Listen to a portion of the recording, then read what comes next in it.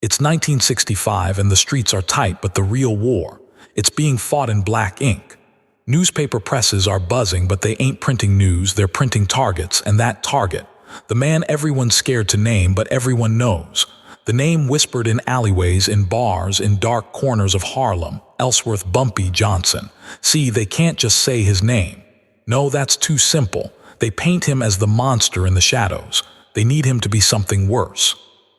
They need to make the public hate him because that's how the game works. You control the narrative and you control the man. Bumpy's sitting in his study, the room thick with tension, the kind that smells like trouble. Newspapers piled high on his desk, their headlines screaming at him.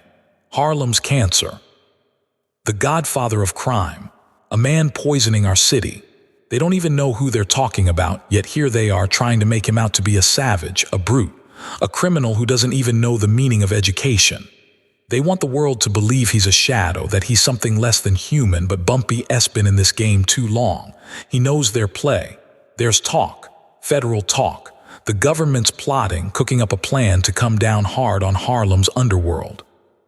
They're not calling it a RICO case yet, but they're damn sure building one. They need the public on their side, scared enough to demand blood. So they've made their move, make Bumpy the boogeyman. They need the suburbs to clutch their pearls in fear when they hear his name. They want the people of Long Island and Westchester to be so terrified they'll beg for the FBI to save them. But Bumpy, he's been playing this game longer than anyone. He's seen it all before. He's the one who sees the board before anyone else. When he picks up the daily news, he knows what they're doing. They think they've got him cornered. They think they can make him into a monster. They think they're painting the perfect villain, but he's not afraid of a picture. He's about to change the channel. You see what they're doing, Johnny? Bumpy's voice cuts through the silence, low, measured.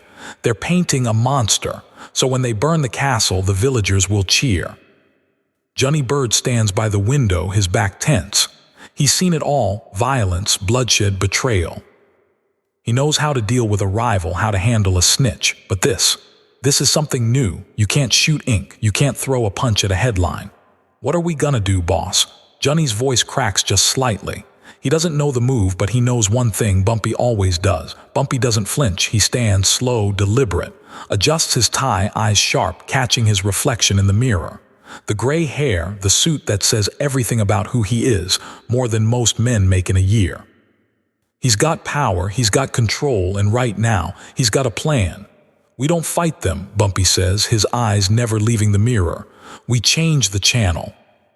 Johnny blinks, unsure if he heard right. What you mean? Bumpy turns to face him. His eyes are cold, calculating, the kind that can see every angle before anyone else even knows what the game is. I know who they're scared of. I know who they're trying to make the villain. They want to put the fear of God in the suburbs, so we'll give M what they want. We'll give M the monster, but we'll show M the man behind it. Johnny's head spins. He's not following yet. Bumpy picks up the phone, dials. No hesitation, this is the move. Get me Preston Hayes, he says, voice smooth like he's been here before. And he has. Bumpy's got his eyes on the bigger picture. A man who spent his life navigating through shadows, now stepping into the spotlight. The phone rings. Johnny watches the wheels turn in Bumpy's mind. Preston Hayes, Bumpy says again, like it's nothing. Like he's ordering a drink. Johnny's eyes widen. The Preston Hayes Show. He whispers like Bumpy's asking to step into the lion's den. That's the plan. Preston Hayes, the most famous talk show host in the country. The man who holds the keys to America's heart. If Hayes smiles at you, America smiles at you. If he doesn't, well, you're already forgot. But Bumpy sees something in the show that the producers don't. He knows Hayes will try to make a spectacle of him. They'll try to turn him into the monster they've painted in the papers. But Bumpy, he's been under that microscope before. He knows how to turn the heat to his advantage. They think they're putting on a show, Bumpy says, still calm, still calculating. They think they're poking a beast, but they forget one thing. That beast can talk. Johnny's nervous. Boss, you can't be serious. It's a live show. They'll tear you apart. Bumpy smiles, slow, dangerous. They'll try. The deal is set within 24 hours. The producers, they're salivating. This is the kind of exclusive that makes careers. A live interview with the infamous Bumpy Johnson. The ratings will be through the roof. A chance to exploit a monster on stage for the whole world to see. But Bumpy, he's not just going to walk in there swinging. He doesn't fight like that. He doesn't even prepare like a gangster. He prepares like a man who knows he's playing chess while everyone else is stuck on checkers. He spends the next few days studying Preston Hayes, watching how he interviews, how he pivots, how he makes his guests squirm. Bumpy's studying the rhythm of the show, the way the host uses humor to disarm his victims. And Bumpy's practicing, too, standing in front of the mirror, rehearsing his smile. Not the terrifying one, the one that makes his enemies freeze in place. No, he's practicing the kind of smile that makes you trust him, the kind that makes you feel like he's just an old man from the neighborhood, just another face. Only he's anything but. No flash, Bumpy tells his tailor. I don't want to look like a pimp. I don't want to look like a gambler. I want to look like a banker. I want them to think I'm someone they'd invite to their dinner party, not someone they need to be afraid of. He chooses a navy blue suit, simple, classy, a muted burgundy tie. Rimless glasses that make him look more intellectual than anyone would ever guess. He's turning himself into a persona, one that America will love and fear at the same time. But the morning of the show, he's got his wife, Mai, sitting at the kitchen table, hands shaking, trying to talk him out of it. Ellsworth, please don't do this, she whispers. They want to destroy you. If you slip up, if you get angry, they'll use that against you. Forever. Bumpy kisses her hand, slow, deliberate. I won't get angry, he says, his voice soft but heavy with intent. Anger is a loss of control. Tonight, I'm going to be the most controlled man in New York City. I'm going to kill them with kindness. Mai doesn't look convinced, but she doesn't stop him, not this time. By the time the motorcade arrives at 30 Rockefeller Plaza, it's like the whole city's watching. But Bumpy doesn't get out of a shiny Cadillac. No, he's in a single Lincoln Town car, modest, just him. No bodyguards, no Johnny, nothing but him and the weight of everything on his shoulders. He needs to look innocent. He needs them to think he's harmless. A nervous production assistant meets him at the door. Her eyes are wide, like she expects him to pull a gun out of his pocket. Mr. Johnson, right this way, she stammers. Bumpy just smiles, tipping his hat. Good evening, miss, that's a lovely dress. It matches your eyes. She blushes. No one has ever said anything like that to her before. She leads him through the hallways of NBC, technicians staring, whispers filling the air. Security guards have their hands on their holsters, but Bumpy, he walks like a king. His cane taps rhythmically on the linoleum, click, click, click. The green room is small, rich. Bumpy doesn't touch the fruit, doesn't drink the water. He just sits there, waiting. The world's expecting him to act like a monster, but he knows better. He's going to be everything they're not prepared for.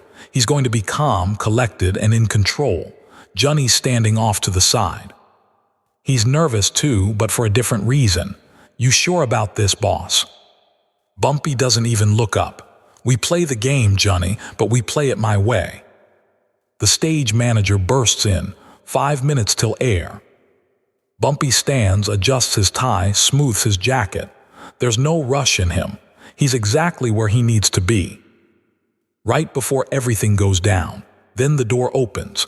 Preston Hayes walks in, tall, polished, smiling that cold smile that's made him the face of America's most trusted show. He's everything Bumpy's not slick smooth, but entirely too sure of himself. Mr. Johnson, Hayes says, not offering his hand. You're here because you're news. You're here because America's been hearing your name. But this ain't no puff piece. I'm going to ask you hard questions. I'm going to ask you about the bodies, the drugs. You ready for that? Bumpy doesn't flinch. He just stands there calm. I expect nothing less than the truth, Mr. Hayes. The truth is the only thing that sets us free, isn't it? Hayes pauses. The words didn't hit like he thought they would. He's got a plan, but Bumpy's already a step ahead. The cameras roll, the bright lights flicker on, and the studio goes silent. Hayes sits behind his desk, looking at Bumpy like he's a wild animal trying to figure out the best way to poke the beast. The audience, they're ready for a show. They've been told Bumpy's coming to tear into them, to rage against the system. But Bumpy, he's not playing by anyone's rules but his own. "Good evening, America," Hayes booms, the rehearsed lines coming out smooth, slick. "We have a very special guest tonight, a man whose name has been in the headlines for all the wrong reasons. The newspapers call him the Godfather of Harlem. The police call him a menace. Tonight, we'll find out who he really is." Bumpy walks out from behind the curtain, the entire room holding its breath. He moves slow, deliberate, not a swagger in sight. He walks with a limp, his cane tapping rhythmically on the stage. No urgency, just complete control. He stops in the center, surveys the room, the audience of suits and skirts in front of him. The sign to applaud stays off. Not a single clap, just cold, judgmental silence. Bumpy does something unexpected. He bows. Not some grand gesture, just a small, respectful nod. Then he smiles, it's warm, genuine, and he waves to the balcony, a small acknowledgement of their presence. He's not a monster, he's not here to scare them, he's here to show them who he really is. He sits in the chair opposite Hayes' desk. He crosses his legs. The room stays frozen, waiting for the confrontation they thought would come, the storm they expected to see. But Bumpy, he's already won. Not with power, not with fists, but with calm, with that quiet, unshakable presence that demands attention without shouting for it. Hayes clears his throat, still leaning forward, a little too eager. "Mr. Johnson," he says, his voice sharp, "the New York Times calls you a cancer on this city. They say you control a criminal empire that exploits the people of Harlem. What do you have to say about that?" The room holds its breath. The question is the hook, the trap. But Bumpy, he doesn't flinch, doesn't even blink. "You know, Preston," Bumpy starts, his voice smooth, cutting through the tension like butter, "the New York Times is a fine newspaper. I read it every morning. But sometimes, looking down from a skyscraper in Midtown, things can get blurry. They see crime. I see survival." A murmur ripples through the crowd. They weren't expecting that. Hayes is caught off guard, his confident facade cracking just a little. "Survival?" He scoffs. "You call running a numbers racket survival. You call taking money from old ladies survival." Bumpy leans forward just slightly, his eyes never leaving Hayes. "In your world, Preston, if you want a loan to start a business or to fix your roof or to bury your mother, you go to a bank. You shake the manager's hand and they give you a loan at 5%. In Harlem, the banks don't let us in the front door. They redline our neighborhoods. They tell us our money's not green enough. So, where does a mother go when her child needs medicine? Where does a man go when he wants to open a bakery?" The room is silent now. You can hear a pin drop. The audience is stuck between disbelief and recognition. "They come to me," Bumpy continues, his voice quiet like he's simply stating the truth. "I am the bank, Preston," he says, not defensive, just factual. "I'm not denying the racket, I'm reframing it. The numbers game. It's a community savings and loan. Yes, it's illegal, but so was drinking alcohol 40 years ago. And I suspect a man like you might have enjoyed a drink during Prohibition." The audience tenses. Bumpy's turning the table, making it seem like the system, not him, is the real criminal. Hayes is sputtering now, his confidence faltering. Bumpy's already 2 steps ahead, and Hayes knows it. "This isn't about a cocktail, Mr. Johnson," Hayes snaps, trying to regain control. "We're talking about violence. You've got a record." Bumpy doesn't get angry, he doesn't raise his voice. He doesn't need to, he lets the silence do the work for him. "I've been to prison, yes," Bumpy says, his tone shifting just slightly. "I served my time. I paid my debt to society. And Alcatraz, Preston, Alcatraz is a cold place, a place designed to break a man's spirit." Bumpy looks down at his hands, the hands that have held weapons, that have taken lives, but also the hands that have built an empire. "I'm not a violent man by nature. I've lived a violent life because I had no choice. I defended myself. I defended my family. And if that makes me a villain in the eyes of the law, then I accept that. But in the eyes of God, I hope for a different judgment." The studio goes quiet again. But this time it's different. It's not the cold silence from before. It's the kind of silence where you feel the weight of what's been said. Bumpy has just humanized himself in front of millions. He's not the monster they've been selling. He's a man like any other. Hayes, though, he's not giving up. He wants to take this moment back. He leans in, trying to get the control back. That's a very poetic answer, Mr. Johnson, but let's talk about the present. People say you're the king of Harlem. Nothing happens uptown without your permission. Is that true? Are you a dictator? Bumpy laughs. It's warm, disarming, the kind of laugh that makes you think he's just told a joke. A dictator, Bumpy says, wiping his eyes. Preston, you give me too much credit. I can't even get my dog Caesar to sit when I tell him to. I can't even get my wife to cook spinach. I'm no king. I'm just a man who's lived on 116th Street for a long time. People know me. They trust me. If that's a crime, then I guess I'm guilty. He leans back, comfortable, the confidence rolling off him in waves. Hayes' attempt to paint him as a villain is falling apart in real time. But the fight isn't over. Not yet. What about the business, Mr. Johnson? Hayes presses, eyes narrowing. You say you're a community leader, but you're living large. You've got a penthouse, fancy suits. You're getting rich off the very people you claim to protect. Isn't that hypocritical? Bumpy's smile doesn't falter. You like this suit, Preston? He asks, running his fingers over the fabric. It's from a tailor on 125th Street. A man named Mr. Giovanni. He's an Italian immigrant, came here with nothing, works 16 hours a day. I pay him double what he asks because I want him to stay in Harlem. I want him to feed his kids. My shoes, bought from a cobbler on Lenox Avenue. My car gets serviced by a mechanic on 110th. Every dollar I spend, Preston, stays in Harlem. The audience is listening now. The tension in the air has shifted. Hayes, though, he's still trying to get a crack in the armor. You live well, Bumpy. So why? Why live like that if you're fighting for dignity? Bumpy leans forward, eyes sharp. Because I'm a king, he says softly. A king must look the part. If I walked around in rags, my people would lose hope. They need to see that a black man can wear a suit. A black man can sit in a penthouse. I'm not spending money to show off. I'm setting a standard. I'm showing them what's possible. The crowd is starting to feel it now. They're nodding. They're listening. Bumpy's not just a gangster anymore. He's something else entirely. And Hayes can feel his grip slipping. Preston, Bumpy says, his voice dropping an octave, it's not about what you see. It's about what you don't. You want to talk about the people you think I've hurt, but you never talk about the ones I've helped. The ones who have no other choice but to come to me. The heat is starting to crack the surface now. The audience is watching with a different kind of intensity. They're not just watching a man try to fight back. They're watching a man who's already won. Hayes knows it. He's starting to realize he doesn't have the power anymore, not the way he thought he did. Bumpy leans back in his chair, relaxed, too relaxed. The camera zooms in on him. You see, Preston, America is built on capitalism. It's supply and demand. My people, they want a dream.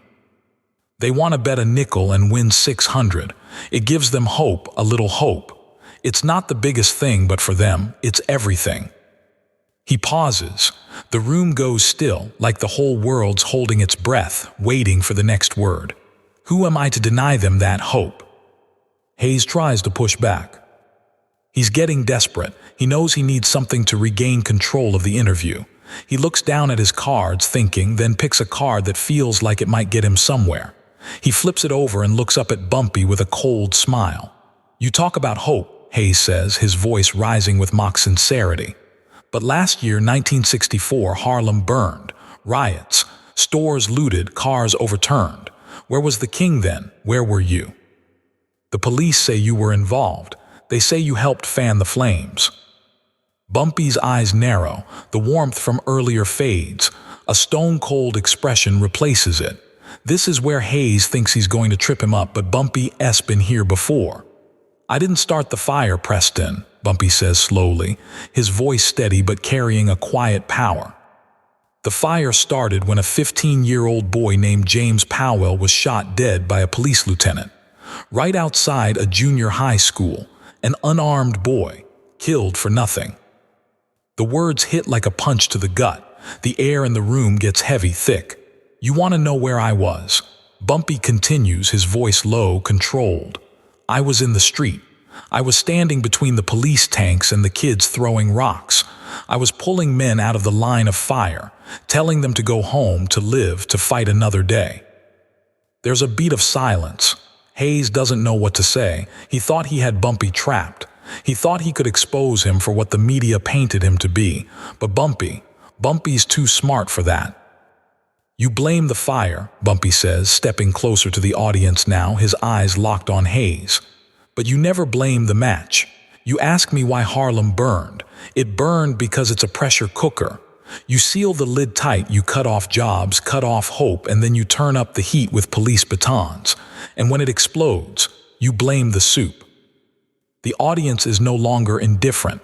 They're listening, really listening. Hayes looks like he's been hit in the stomach. He knows he's losing. His next words come out in a rush. So you're telling me that it's not your fault? Hayes says, trying to regain some ground, but his voice cracks. He's losing control. Bumpy stands tall, calm, the quiet storm. Preston, he says, his voice carrying through the studio. I didn't fan the flames. I got burned trying to put them out, but you wouldn't know that. Your cameras only come uptown when there's smoke. You never come when the sun is shining. Hayes is silent now. Bumpy's not just defending himself. He's flipping the script on him. He's making Hayes feel small, and the audience is with him now. Bumpy's not just some gangster. He's a man who's lived through it all, a survivor, someone who's been fighting this battle long before Preston ever showed up. You know, Preston, Bumpy says, his voice shifting, almost conversational now, like he's telling a friend a secret. I didn't start this fire. But I'm damn sure not going to let anyone else get burned in it. The studio is quiet. It's like everyone's holding their breath. The game has shifted, and Hayes knows it. He's trying to find his footing again, but every word he speaks digs him deeper into a hole. Sit down, Mr. Johnson, Hayes mutters weakly. Bumpy doesn't budge, doesn't flinch. He sits back down, crossing his legs with the same ease that's been radiating from him since the moment he stepped on that stage. He's not just playing this game, he's controlling it. We have a surprise for you, Mr. Johnson, Hayes finally says, his voice strained as he tries to salvage the interview. He's clinging to his last weapon. A curtain opens. An old man, frail and trembling, walks onto the stage, leaning heavily on a walker. It's Weasel, a name from Bumpy's past, a snitch from the 30s who Bumpy had run out of Harlem for poisoning people with bad gin. Hayes grins, thinking he's found his ace. This man, Hayes says with a smug look, claims that you ruined his life. He claims you stole his business, forced him into poverty. Mr. Flegenheimer, is this the man? Weasel looks up, trembling under the lights. He's a ghost of what he used to be. His face is pale, nervous, and he's caught in the middle of something far bigger than he understands. Bumpy looks at him, his eyes narrowing. He knows exactly who this man is, and he's not scared. Arthur, Bumpy says softly, walking toward him. The security guards stiffen, ready for a confrontation. But Bumpy, he's calm, steady. He's already won this round. Arthur, it's been a long time, Bumpy says, looking the old man in the eyes. The crowd is watching, waiting for something to break. Preston, Bumpy turns to Hayes. You brought this man here to shame me. Do you know who he is? Hayes stammers. He was a businessman, he says, trying to keep control. Bumpy cuts him off. He was a poisoner. In 1934, this man sold bad gin to kids on 135th Street. 2 boys went blind. A girl died. I didn't ruin his business, Preston.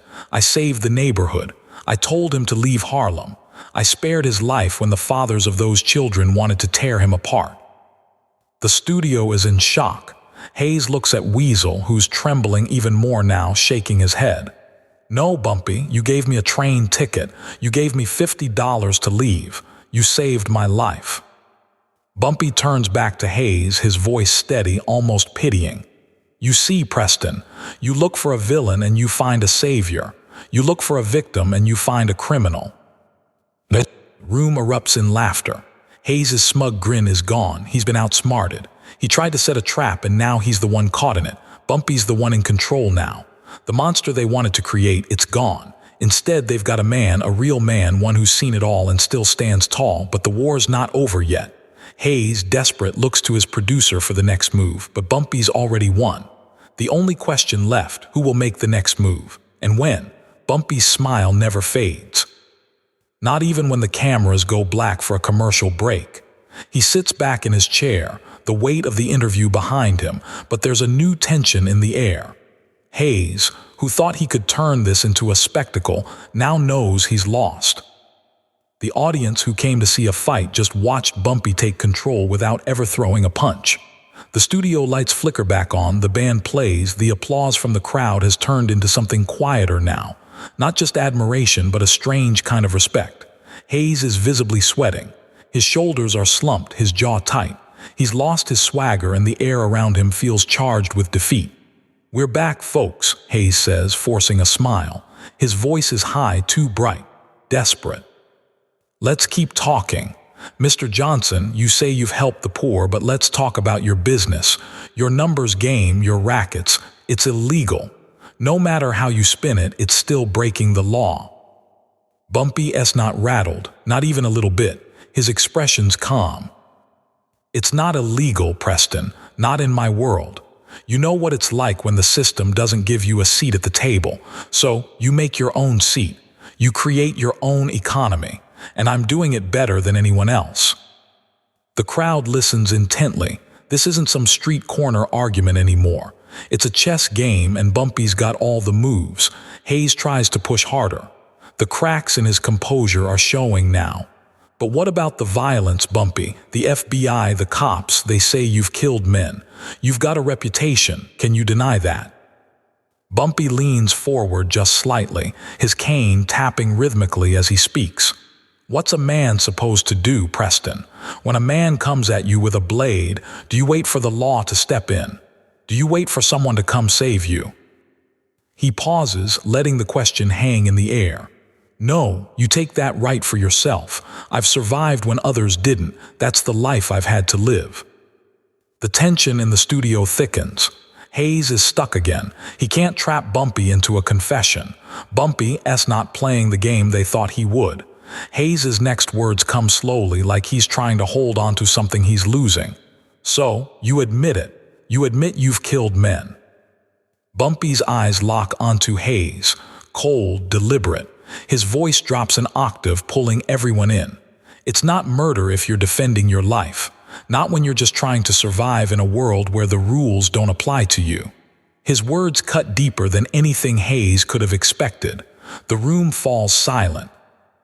Hayes stares at him, trying to process it, but Bumpy's calmness, his quiet confidence, it hits harder than anything else. Hayes isn't in control. He's never been in control. Bumpy owns the space, owns the conversation. But Hayes isn't ready to throw in the towel just yet. He's desperate now. He's running out of questions, running out of ways to pin Bumpy down. So he tries one last card, one that he knows is a sore spot for many: race. "You talk about survival," Hayes says, his voice a little shaky. "But do you really want integration? Do you want to move into a place like Park Avenue? Have you ever thought about living with the people who have been oppressing your community?" Bumpy's eyes flash. He's heard this before. He's ready. "You think I want to move to Park Avenue?" He says, voice steady, unshaken. "Preston, have you ever had dinner on a Sunday in Harlem? Have you ever smelled the fried chicken, the collard greens, felt the music spill out of every window?" He leans forward, a small smile tugging at his lips. "You can keep your doormen and your sterile lobbies. I don't need your world. It's too boring." He pauses, letting the words sink in. "I don't need to live in your world, Preston. I just want the right to visit without being asked for my ID." The audience reacts. Some are nodding, others are looking around, whispering. They didn't expect this. Bumpy's making them question everything. He's showing them the cracks in their own perfect world, and they're not sure how to handle it. Hayes is flustered now, his face flushed. He can feel the weight of his next words, but he's out of options. The race card didn't work. The crime angle didn't stick. Bumpy's not backing down. He shifts in his seat, trying to change the pace. "Let's talk about the future then. What does Harlem look like with you in charge?" What does New York look like, Mr. Johnson? Bumpy leans back, his hands folding in his lap. He looks out at the audience, then back to Hayes. I see a city where a man's judged by the content of his character, not the color of his skin. I see a city where the police protect everyone, not just the people with money. I see a city where people can speak their truth without being treated like monsters. The room is dead silent. Then slowly one person starts to clap, then another. The applause grows. Hayes stands there, unable to do anything but watch as Bumpy takes back the narrative. He doesn't need to win with violence or threats. Bumpy's power is in his words, his calm control. The final question's coming and Hayes knows it. He can feel it in the air. The trap he set has already sprung. He's trying to recover, trying to stay on top. But the way Bumpy's been answering, with nothing but ease, he's already won. Hayes doesn't even know it yet, but the war is over. But there's one last card to play. It's the one thing Bumpy hasn't seen coming yet. I know you've been a busy man, Mr. Johnson, but what about the rumors, the disappearances, the bodies no one talks about? Do you want to talk about that? Bumpy freezes. The camera zooms in, his face unreadable. The moment is here. The question they've all been waiting for, but Bumpy, he's already thinking 2 steps ahead. He's got one move left to make. The question lands in the air like a grenade. It's the one thing Bumpy hasn't prepared for. The rumors, the whispers about the bodies. It's the one thing that could turn the tables, could break him down if he lets it. But Bumpy doesn't let it. He sits back in his chair, his hands steady on his lap. His expression, cold. The room's tense, hanging on his next move. Hayes is watching closely, thinking he's finally got the upper hand. This is the moment. The one that could ruin Bumpy, expose him as the monster everyone's been waiting to see. Bumpy doesn't rush. He doesn't flinch.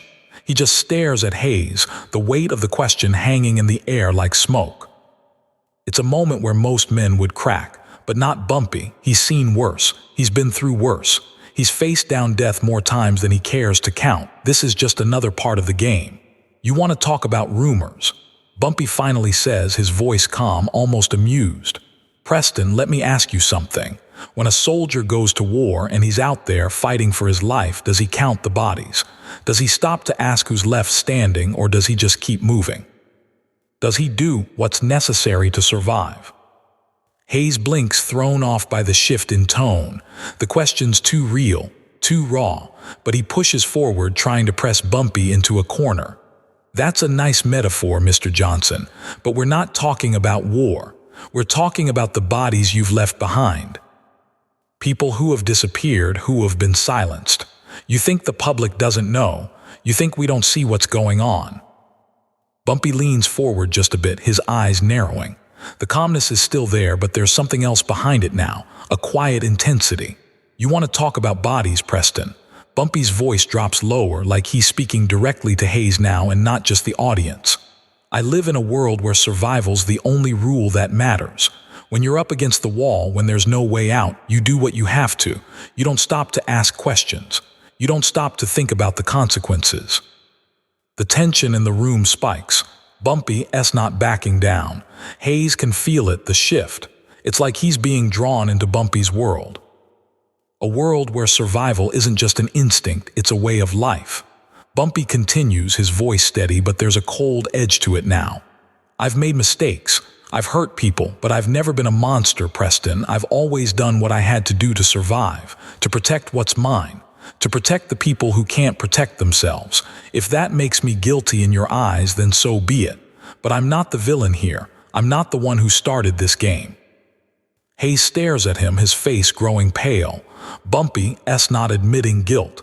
He's reframing the entire conversation. He's not the criminal everyone's painted him to be.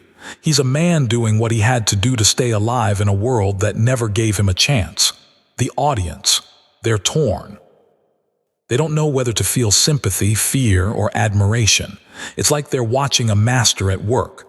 Bumpy's taking them on a journey, showing them how deep the game really goes.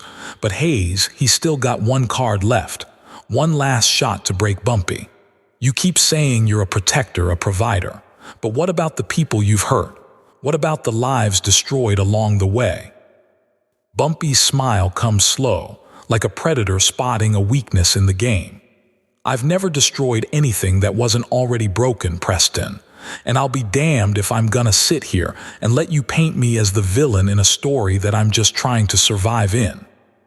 The studio is silent, not the uncomfortable silence of before, but something different, something tense. The audience is on edge, unsure of what to think, unsure of where this conversation will go next. And Hayes, he's sweating now. He's trying to hold on to the last shred of control, but it's slipping away from him piece by piece. He's been outplayed and he knows it. Bumpy's not just surviving in this game, he's dominating it. "We need to take a break," Hayes says, his voice strained, trying to regain his composure. The stage manager jumps into action, the lights flicker, and the cameras cut to black. But the damage is done. Bumpy's won the battle and the war is starting to feel like it's already over. But Bumpy, he's not celebrating, he's not even breaking a sweat. He's just sitting there, eyes on the audience, watching them watch him. He's already thinking 3 steps ahead. He knows that this is just the beginning. The break feels like an eternity. Hayes sits back in his chair, his hand gripping the glass of water in front of him, trying to shake off the cold sweat on his forehead. He thought he had Bumpy cornered, but instead, Bumpy's turned every question into a statement of power. The cameras are off, but the room is still electric. Bumpy, on the other hand, doesn't move an inch. He sits there, still as a statue, letting the silence fill the air. His gaze never wavers. He's waiting for the next move, because Bumpy knows how this works. He knows how to keep the pressure on. The producers rush around, whispering frantically in Hayes' ear. They're scrambling, trying to come up with something that can put Bumpy back in the box they've tried so hard to create for him. But they're not realizing there is no box, not for a man like Bumpy Johnson. The lights flicker back on and the familiar theme song plays. The applause starts again, but this time it's different. The studio audience is confused. It's the kind of applause you give a boxer who just landed a solid punch, respect, but hesitant, unsure of what comes next. "Welcome back," Hayes says, his voice strained now like he's been through a battle himself. "We're continuing our conversation with Ellsworth Bumpy Johnson. Mr. Johnson, we've talked about your survival, about your role in the community. But I have to ask you about the rumors that have followed you for years. The connections you've had with certain law enforcement officers." Bumpy sits up straighter, his face unreadable. He knows what's coming. It's the nuclear question, the one that could bury him if he's not careful. But Bumpy's never been careless. He's already 3 moves ahead. "You've got sources inside the NYPD, Preston." Bumpy asks, his voice low but sharp, like a blade being drawn. "Are you trying to say that I'm paying off cops? You've got a story about corruption, but you can't get your facts straight. You're accusing me of something that you don't even know the first thing about." Hayes looks at him, unsure for the first time all night. He's been poking at Bumpy, trying to find something, anything to expose. But every move he makes, Bumpy has already anticipated. It's like watching a master at chess. "You're getting close, Preston," Bumpy continues, his eyes locking onto Hayes with a cold, calculated stare. "But there's one thing you missed, one thing you didn't think about." He leans forward slightly, a small smile curling on his lips. "Maybe you should be asking your friend over at the police commissioner's office. Doesn't he play golf with you down at Wingfoot? Or is that a little too close for comfort, huh?" Hayes freezes. He blinks, trying to process the words that just left Bumpy's mouth. "What are you talking about?" Hayes stammers. He doesn't know what to make of it. "You and Commissioner Murphy," Bumpy presses, leaning back in his chair with an almost casual air. "I seem to recall seeing a picture of you two at Wingfoot last Sunday. You were smiling, looking real cozy, Preston." The words hang in the air like a fog. Hayes is scrambling. He wasn't prepared for this. He thought Bumpy was a gangster, a thug who would fall apart under pressure. But Bumpy's playing a different game altogether. "I know who your friends are, Preston," Bumpy says softly, the words dripping with menace but without raising his voice. "You should be asking your friend why his officers are so friendly with the citizens of Harlem. Maybe that's where the real corruption is." The studio goes dead silent. Hayes is speechless. He doesn't know how to respond. The power has shifted completely. Bumpy's not just defending himself, he's exposing Hayes, taking apart his moral high ground piece by piece. The audience can feel it too. They're not just watching an interview anymore. They're watching a man slowly dismantle another's entire persona. Hayes thought he was going to destroy Bumpy, but instead, he's the one who's been exposed. Bumpy looks at the camera again, breaking the fourth wall like he's speaking directly to America. If there's corruption, Preston, it takes two to tango. You've got one man offering the envelope and one man taking it. Maybe you should ask your buddy why he's so friendly with the people of Harlem. The silence is deafening. Hayes looks over at his producer, who's pacing frantically in the corner, his face a mixture of shock and disbelief. The show was supposed to be a trap. It was supposed to destroy Bumpy, but it's done the opposite. Bumpy's not just surviving, he's dominating. Hayes's voice is shaky now, but he tries to salvage something. "Well," he says, trying to gather himself, "it seems like you've dodged every question. You've twisted every answer to fit your narrative." Bumpy raises an eyebrow, his expression as calm as ever. "Preston," he says, the words almost a whisper, but the power behind them shakes the air. "I'm not dodging anything. I'm just showing you the truth, the one you're too scared to see." The room is tense, the camera is still rolling. The audience, once so eager to see Bumpy torn apart, now feels the shift. They're not just watching a spectacle, they're witnessing history. The man they thought was a villain has just exposed the system for what it really is. But the game's not over yet. Bumpy knows it. Hayes knows it. And the world is about to find out that in this game of power, the rules are about to change forever. The studio is thick with tension as the final segment looms. Hayes can feel the walls closing in on him. He's tried everything, questions about the past, about violence, about the law. And Bumpy has dodged every single one effortlessly. The game has shifted, and the audience, once cold and skeptical, has started to see what Hayes has been missing all along. Bumpy doesn't need to raise his voice. He doesn't need to get defensive. His calm is a weapon, his silence a force that's impossible to ignore. And Hayes knows it.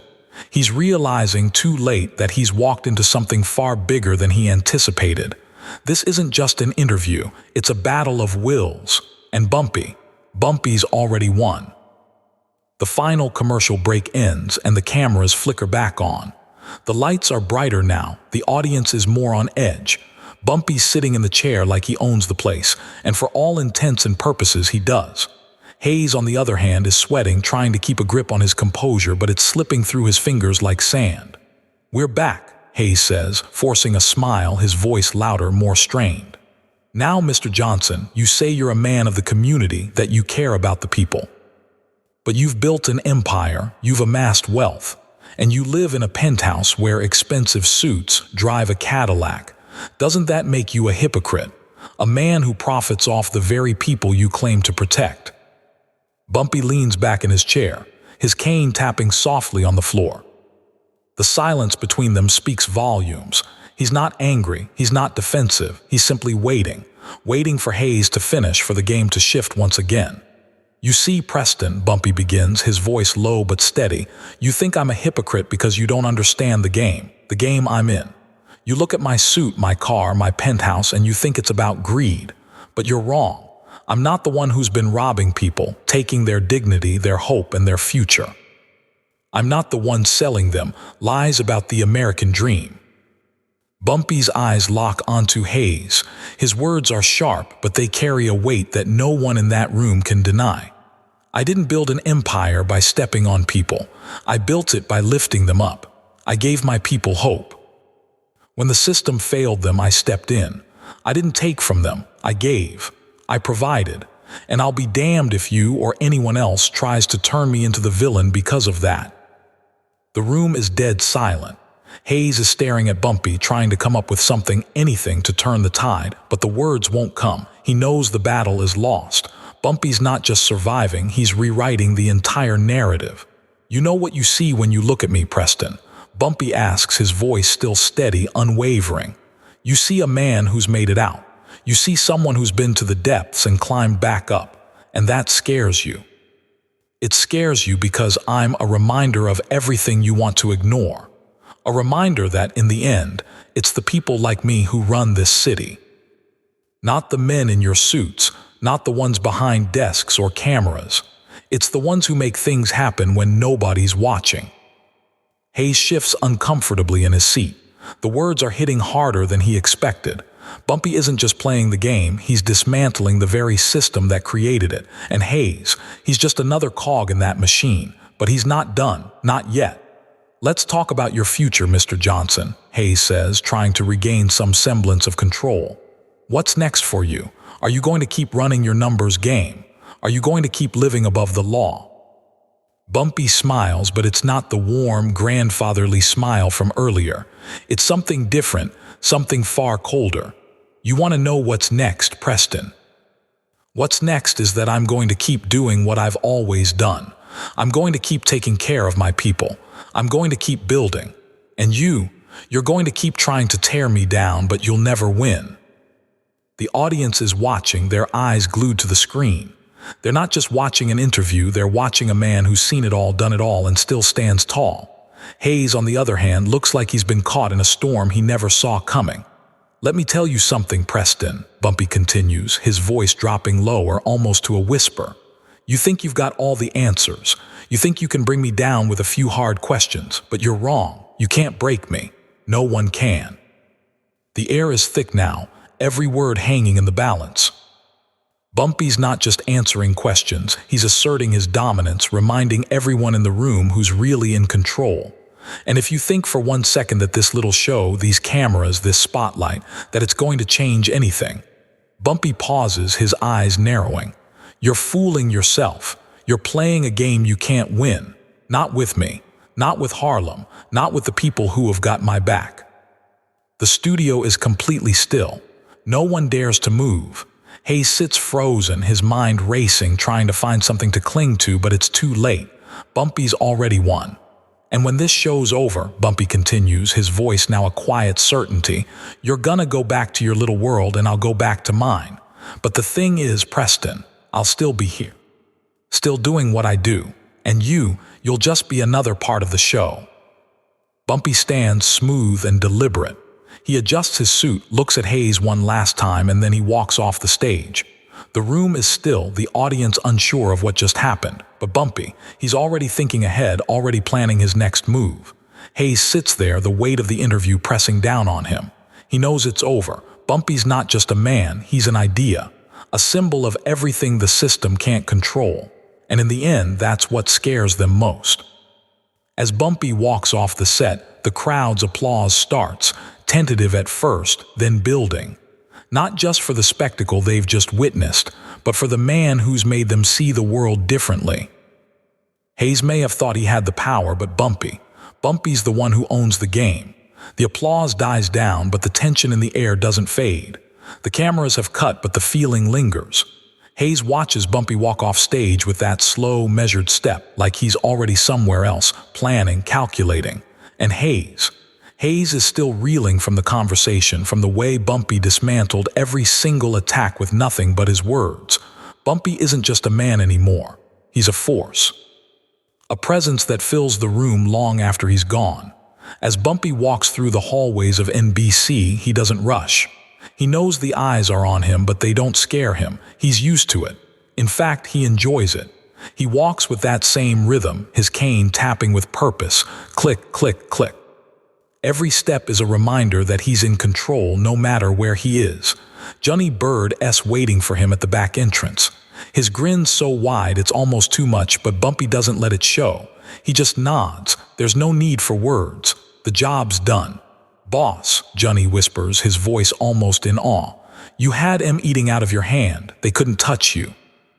Bumpy doesn't answer right away. He's thinking about something else, something deeper. "They didn't love me, Johnny. They loved the story I told them," he says, his tone quiet but firm. "But that's the game. Make 'em love you when they expect to hate you." They reach the car, a modest Lincoln Town car, not the grand motorcade they expected, and Bumpy slides into the back seat, his body relaxed but his mind working. He's still running the entire interview in his head, playing it over and over. He sees the moves, the traps he avoided, the positions he took. Everything went according to plan. But there's something else too, something nagging at him. The game isn't won yet. The war never ends, not when you're on top. The car pulls away from Rockefeller Center, heading north toward Harlem. The bright lights of Midtown fade in the rearview mirror, and the dark streets of the Upper West Side take their place. Bumpy's mind is already ahead.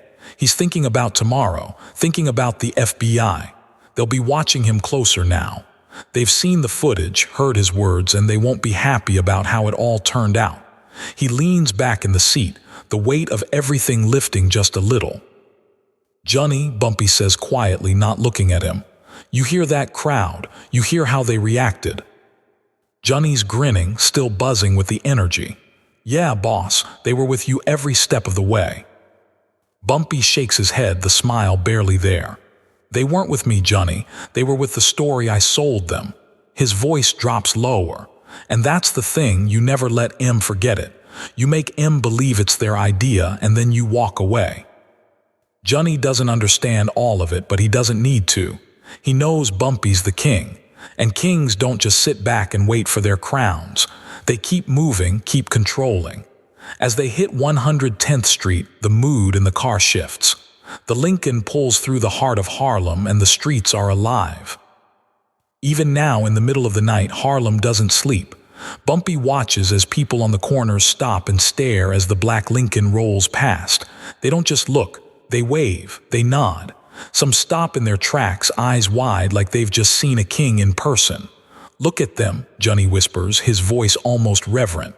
"They love you, boss. They're proud of you." Bumpy's eyes narrow slightly, but he doesn't smile. "They love the victory, Johnny, not me. They love seeing one of their own stand tall. It gives them something to hold onto, something to believe in." The car pulls up to Lenox Terrace, and the doorman, Silas, is waiting by the door, a little too eager. He opens it quickly, his face bright with excitement. "Mr. Johnson," Silas says, his voice almost shaking. "My wife called me from home. She said she's never seen anything like it. She said you spoke for all of us." Bumpy nods slowly, stepping out of the car, his cane tapping softly on the pavement. "Tell her thank you," Bumpy says, pausing just long enough to make eye contact with the doorman. "And tell her the suit really was made by Mr. Giovanni." Silas laughs, nodding with respect. "I will, sir, I surely will." As Bumpy walks through the door and into the elevator, the quiet of the building is almost a relief. It's a silence he can breathe in. It's home. He unlocks the door to his penthouse, stepping into the calm after the storm. Mai sitting on the sofa, her hands folded in her lap. She's wearing her silk dressing gown, her eyes searching his face, looking for something. Bumpy looks at her, tired but satisfied. He drops his cane on the chair and walks over to her. "You were brilliant," she whispers, her voice soft, but there's a weight to it. "You made them believe."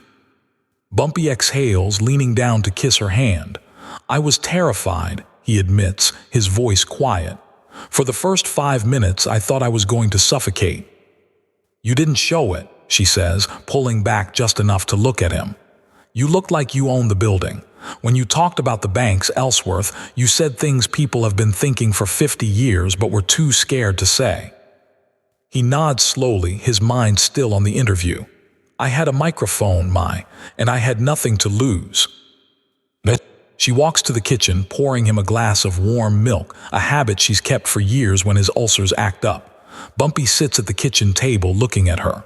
For the first time all night, he lets the weight of the world fall away. There's peace here, real peace. "What happens now?" she asks, sitting down beside him. Bumpy stares at the ceiling for a moment, considering the question. Now we wait for the hangover. The papers will run their stories tomorrow. The FBI will be pissed. They'll double the surveillance. They'll look for any excuse to prove I'm a liar. Mai's eyes flash with determination. "Let them look. Tonight you told the truth. That's enough." The next morning, Bumpy gets up early, like always. He walks to the door and picks up the stack of newspapers that Johnny left for him. The New York Times headline is predictable. "Gangster charms TV audience evades questions on violence." The Daily News is even worse. Bumpy bumps back, turns TV host into pretzel. But it's the Amsterdam news that matters. Their headline reads simple but loud. The King speaks. Bumpy folds the paper with a quiet satisfaction. He knows what the white papers will say. They'll never accept him. But the people in Harlem, they know who he is, and that's all that matters. Bumpy steps out of his penthouse, the weight of the city on his shoulders, but there's a lightness in his step now. The streets of Harlem feel different today, like the pulse of the neighborhood is a little stronger. People are looking at him, not with fear or respect, but with pride. And that's something Bumpy hasn't seen in a long time. It's not just about survival anymore. It's about legacy. He walks down Lenox Avenue, the familiar faces on the corners greeting him with nods, smiles, and even a few cheers. It's like the whole neighborhood knows something has shifted. They've seen Bumpy take on the world and walk away not just unscathed, but victorious. "Hey, Bumpy." A man calls from the doorway of a barber shop. You told him about the banks." Bumpy raises his hand in a subtle wave, touching the brim of his hat. "Tell him, son," he replies. "Tell him we've got a seat at the table now." He walks to the tailor shop on 125th Street, where the faded sign of Giovanni's Tailoring hangs above the door. The bell rings as he enters, and Mr. Giovanni, the old Italian tailor, looks up in surprise. His face flushes red, a smile breaking out across his features. "Mr. Johnson," Giovanni exclaims, coming around the counter, shaking his hand with both of his. "Mamma mia, Mr. Johnson. My phone, it hasn't stopped ringing since last night. People from Queens, from Jersey, they want to know who makes the suits. It's all because of you." Bumpy smiles, but it's not the smile of a man who's looking for thanks. "And what did you tell them, Mr. Giovanni?" "I tell them yes," Giovanni laughs, shaking his head in disbelief. "Yes, I make the suits for Mr. Johnson." Bumpy laughs too, the sound genuine, warm. "That's right, you make the suits, and you've earned every dime. A man who does good work should be paid for it." Giovanni laughs again, his hands trembling as he holds the roll of fabric. 3 months worth of orders, Mr. Johnson. 3 months. I never thought I'd see the day." "Good," Bumpy says, his voice steady, his eyes sharp. "You deserve it, and you'll keep doing good work. Harlem needs it." He pulls out a roll of bills from his pocket, presses it into Giovanni's hands. "I'll need a new overcoat, navy blue cashmere, and I want to pay in advance. No arguments." Giovanni tries to push the money away, but Bumpy doesn't budge. "I pay you, so that's the deal, remember." Giovanni's eyes well up with tears and he tries to hide it, but Bumpy catches it. "You're a good man, Mr. Johnson," Giovanni says softly, "no matter what they say." Bumpy nods, then turns and walks out the door, the weight of his success sitting comfortably on his shoulders. He heads down the street, stopping by the mechanic on 110th, the bakery on 116th. Everywhere he goes, the reception's the same, gratitude, awe, connection. He's not just a gangster today, he's part of the community, he's their king. But Bumpy knows the game isn't over, not by a long shot. He can feel the eyes on him, the surveillance from the FBI. They're still watching, still waiting for him to slip. But he's not worried. Not now. Not when he's playing the game this well. As he turns the corner, he sees the gray sedan parked across the street. The same 2 men in cheap suits are sitting in the front, pretending to read their newspapers, but Bumpy knows. He knows they've been tailing him for years, but today they seem closer, angrier. He stops for a moment, his eyes narrowing. He sees them and they see him. But today they're not the ones in control. Today, Bumpy owns the streets. He gives them a small, subtle smile, a reminder that he knows they're there. He tips his hat and continues walking, his pace deliberate. The agents in the car don't move. They just watch, helpless, as the man they've been tracking for years walks right past them.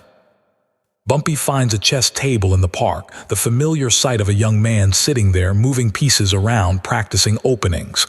Bumpy approaches slowly, tapping his cane on the ground. "Care for a game?" He asks, his voice smooth, calm. The young man looks up, startled. "Mr. Johnson, I'm not very good," he stammers. Bumpy smiles. "That's okay, I'll teach you." He sits down, taking the black pieces. White or black? The young man asks. Black, Bumpy replies, good choice. They begin to play. The crowd gathers slowly but silently, watching the master at work. As they play, Bumpy teaches the young man not just about chess, but about life. You see, son, you're focused on the attack. You're trying to take my king, but you left your back door open. You've got to watch the whole board. Sometimes the danger isn't always in front of you, it's behind you. The young man nods, absorbing the lesson. Bumpy's words are sharp, precise, and the game becomes more than just a series of moves. It's a metaphor for the world Bumpy's been navigating all his life. Every piece, every move tells a story. The game ends and Bumpy leans back in his chair. Checkmate, he says softly. Good game. The young man shakes his hand, smiling. You've got potential, son. Keep practicing. As Bumpy stands up, he's already thinking about the next move. The FBI is still watching, still lurking in the background, but for today, Bumpy's on top. The game has shifted in his favor, and he's got one more victory under his belt. As he walks back to Lenox Terrace, the sun sets, casting long shadows across the avenues. The lights of the Apollo Theater flicker on and the jazz clubs start to fill up. Harlem's heartbeat is picking up again and Bumpy's at the center of it. He's the king and nothing's going to change that. He reaches his building, the doorman opens the door and he steps inside. Mai's waiting in the kitchen, the smell of dinner filling the air. It's a quiet night, a normal night. But Bumpy knows better than anyone, this quiet is just the calm before the next storm. Mai looks up at him, a small smile on her lips. How was the victory lap? She asks, pouring him a glass of milk. It was loud, Bumpy says, dropping his cane in the chair. Giovanni's got 3 months of orders, Mai. Good, she replies. He deserves it. Bumpy sits at the kitchen table, his eyes on her as she moves around the room. He thinks about everything that's happened, about the fight, about the media, the FBI, the future. The war's never over, but for tonight, Bumpy's won. And he's reminded everyone in Harlem and in America that no matter how hard they try to break him, he's unshakable. The city outside hums with life, but inside this quiet apartment, it's just Bumpy. A man who's played the game, outsmarted them all, and for now is untouchable. How long do you think it lasts? Mai asks, sitting down next to him. Bumpy looks up, meeting her gaze. The spell. Mai nods. Bumpy's smile is slow, knowing. Long enough, Mai. Long enough to remind them that the game's never really over. It's just waiting for the next move. Bumpy leans back in his chair, the weight of the game hanging in the air. The battle he fought today, on television, in the press, in the streets, wasn't just about survival. It was about making a statement. A statement that no matter how many times they try to tear him down, no matter how many headlines they write or how many traps they set, he's still standing. And he will always stand. As the sun sets over Harlem, Bumpy's walk back to Lenox Terrace isn't just the walk of a man going home. It's the walk of a king returning to his kingdom. The neighborhood, the people, they're all with him now. They've seen him fight the fight that most men can't, and they've seen him win. The door opens, and inside Mai is waiting. She doesn't need to say much, she can see it in his eyes. The quiet triumph, the peace that comes after the storm. Bumpy's made his move. He's fought the battle, but the war never ends. He's made the world look him in the eye, and for just one moment they all saw him as a man. Not a monster, not a criminal, but a man who did what he had to do to survive. He sits at the kitchen table, his mind still running through every step he's taken. But for tonight, for this night, it's enough to just be home, to be with the woman who stood by him through it all. You were brilliant, she whispers, and Bumpy's smile is slow. I had nothing to lose, he says quietly, finally allowing the weight of the night to settle. The world may never fully understand him. The media will find their next villain. The FBI will keep watching, waiting for the slip-up. But tonight the king of Harlem has won, and sometimes that's all that matters. How long do you think it lasts? She asks, sitting down beside him. Bumpy looks up, his eyes sharp and calculating. Long enough, Mai, long enough to remind them that the game's never really over. It's just waiting for the next move. And in the quiet of their home, the city outside bustling with life, Bumpy Johnson, the man who had outsmarted them all, takes another breath. The fight continues, but for now, he's untouchable. The end. Thanks for following along with Bumpy's story. If you ever need another chapter or a new tale, you know where to find me.